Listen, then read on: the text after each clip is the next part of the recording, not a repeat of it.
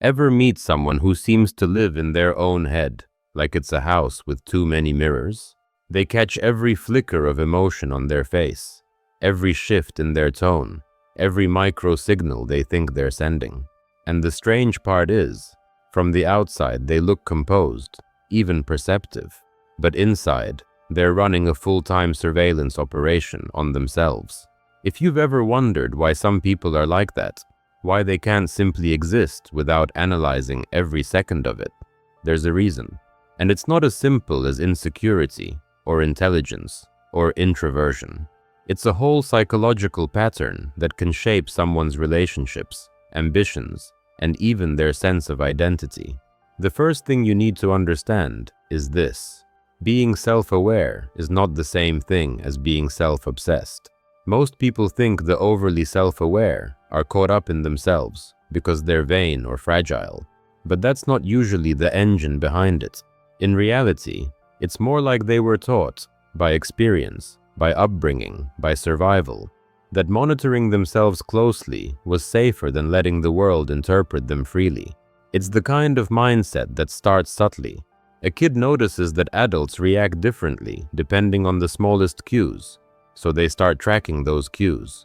And it works, so they never stop. They grow up thinking this is just how awareness works. Except it's not awareness anymore. It's hypervigilance wearing the clothes of emotional intelligence. You can hear it in the way they speak. They'll correct themselves mid-sentence, then correct the correction.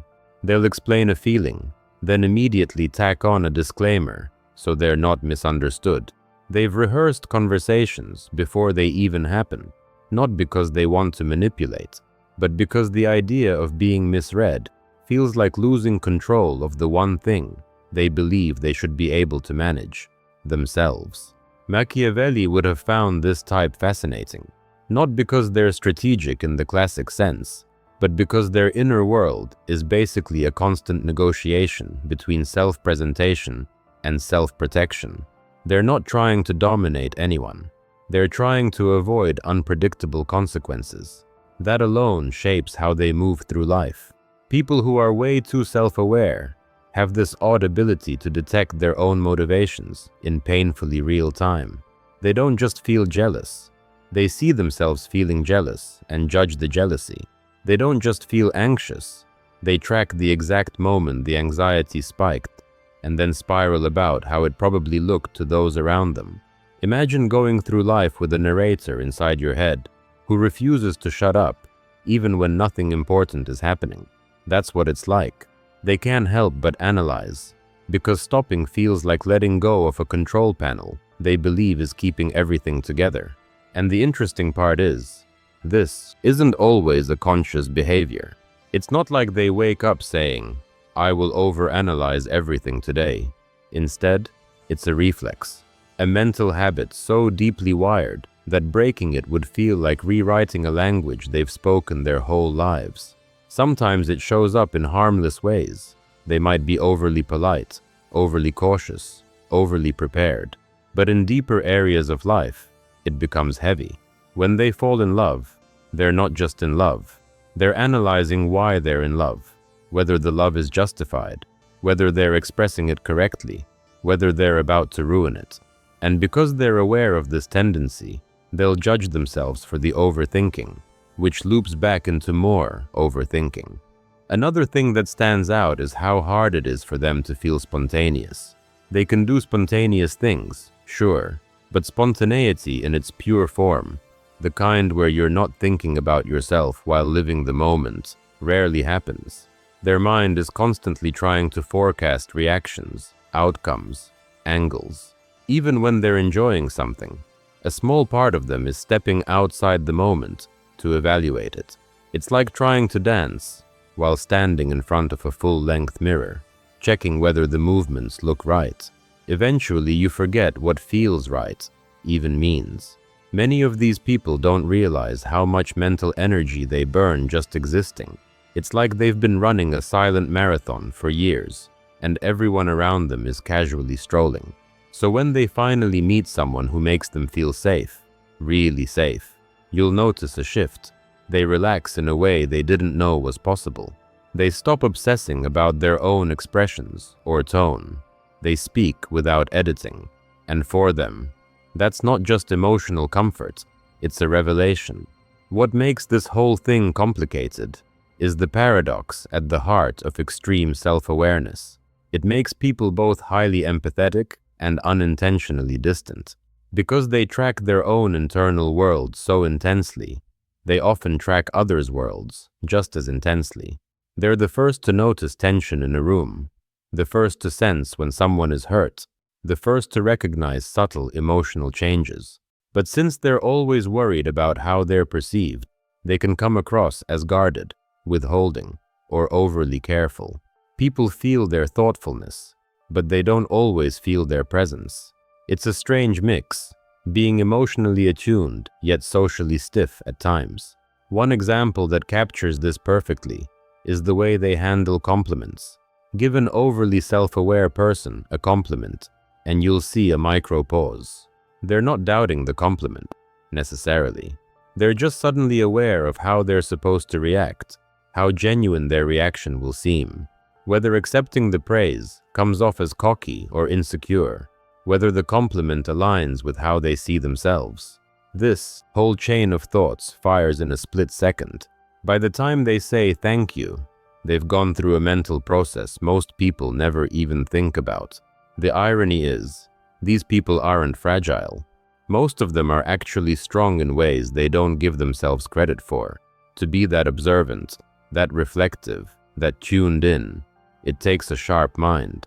But sharp minds pointed inward can turn into blades. The goal isn't to dull the blade, it's to redirect it toward understanding, rather than self-surveillance. There's another layer to this that often gets overlooked.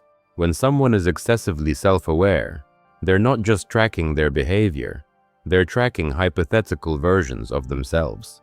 The version they want to be, the version they fear they are, the version other people might see, the version they hope no one ever sees. Their internal landscape feels crowded, and navigating that crowd silently is draining. No wonder they sometimes need long stretches of alone time. Not because they dislike people, but because interacting requires so much internal calibration. If you've ever been around someone like this, you might notice they ask very specific questions about your feelings. Questions most people wouldn't think to ask. Questions that sound like they're peeling emotional layers on purpose.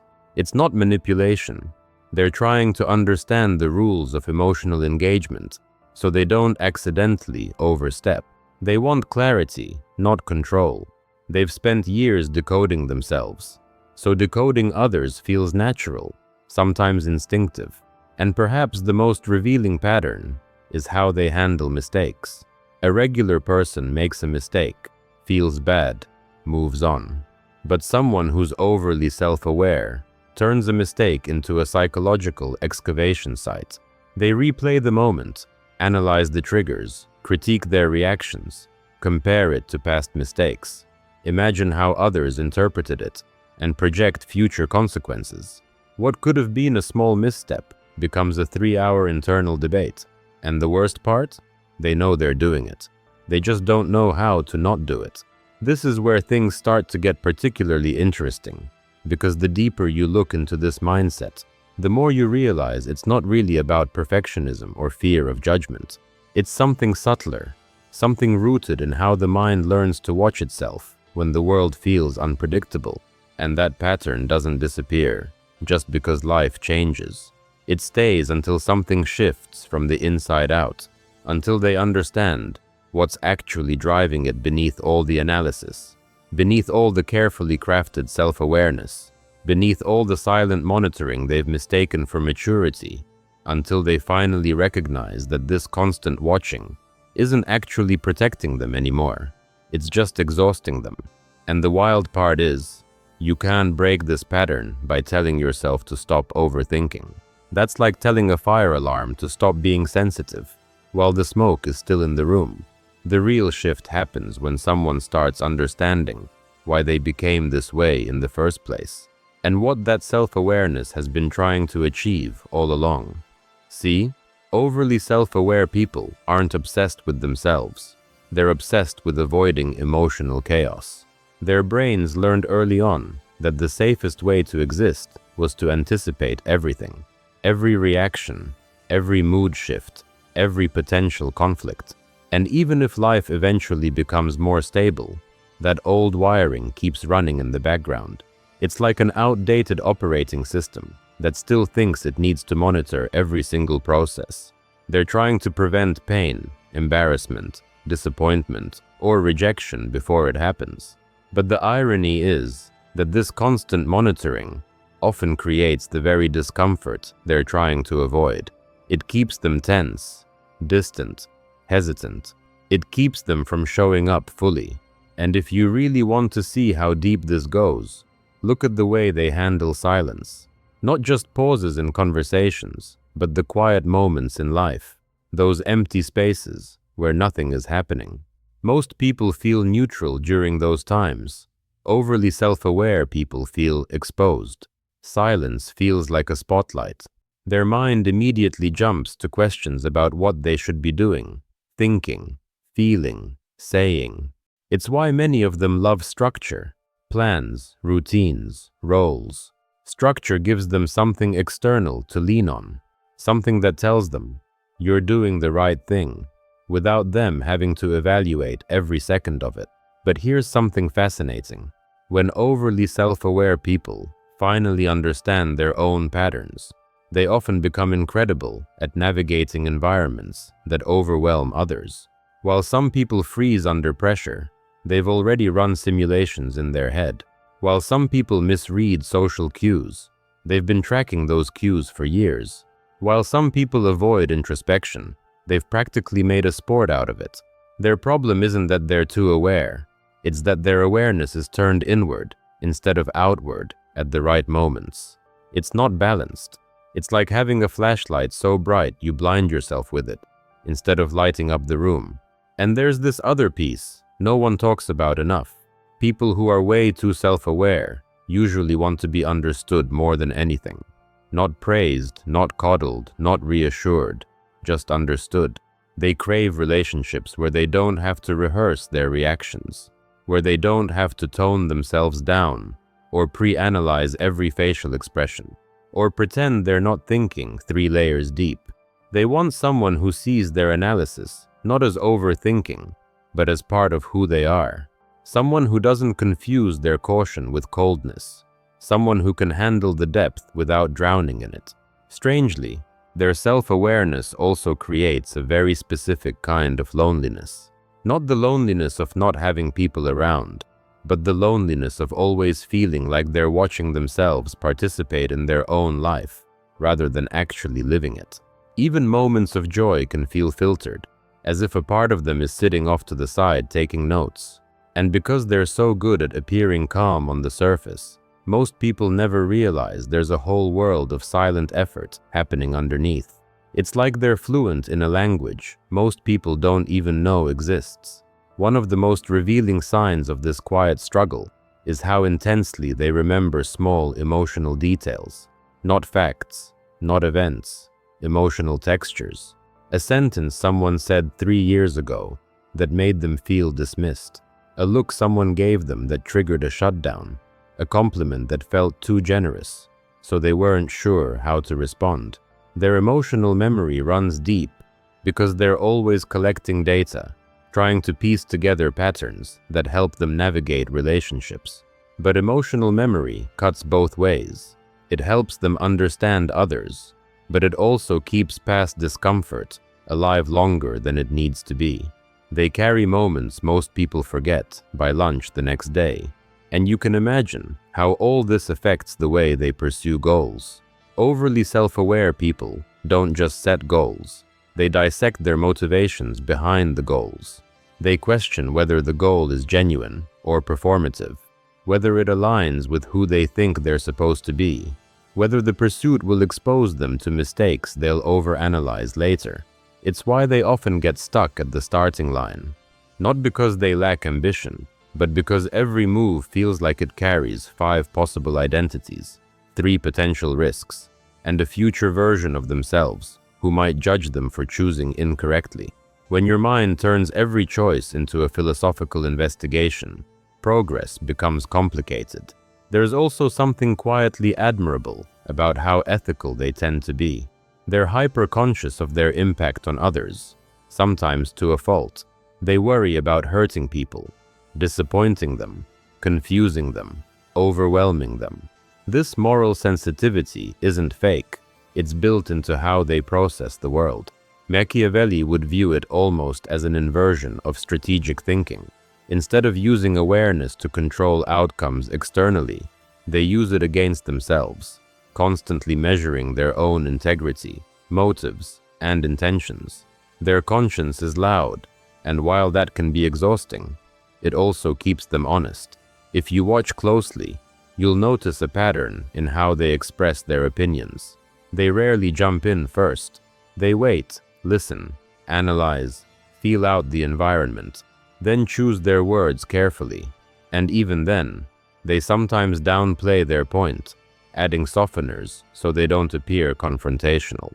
But the funny thing is, when they finally speak freely, when they forget to filter, they're often sharper, more insightful, more direct than people expect.